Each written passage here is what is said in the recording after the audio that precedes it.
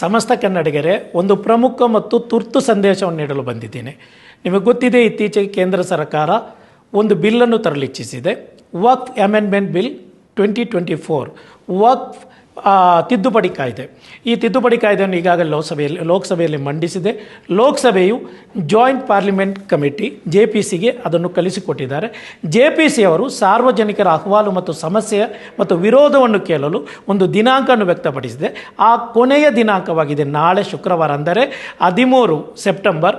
ನಿಮ್ಮೆಲ್ಲರ ವಿರೋಧವನ್ನು ವ್ಯಕ್ತಪಡಿಸಬೇಕು. ಈಗಾಗಲೇ Muslim personal law board, Karnataka Muslim Jamaat, Kalaburagi ಜಿಲ್ಲಾ ವಕ್ಫ್ ಸಲಹಾ ಸಮಿತಿ ಒಂದು QR ಕೋಡನ್ನು ನಿಮಗೆ ನೀಡಿದೆ. ನಿಮಗೆ ಸ್ಕ್ರೀನಲ್ಲಿ ಕಾಣಬಹುದು. ಆ QR ಕೋಡನ್ನು ನೀವು ಸ್ಕ್ಯಾನ್ ಮಾಡಿ, ಆಗ ನಿಮಗೆ ಮೇಲ್ ಬರುತ್ತೆ. ಆ ಮೇಲ್ ಮುಖಾಂತರ JPCಗೆ ಗರಿಷ್ಠ ಸಂಖ್ಯೆಯಲ್ಲಿ ನೀವು ವಿರೋಧವನ್ನು ವ್ಯಕ್ತಪಡಿಸುವ ಕೊನೆಯ ದಿನಾಂಕ ನೆನಪಿಡಿ, ನಾಳೆ ಶುಕ್ರವಾರ ದಿನಾಂಕ 13ನೇ ತಾರೀಕು. ಕೋಟ್ಯಾಂತರ ವಿರೋಧ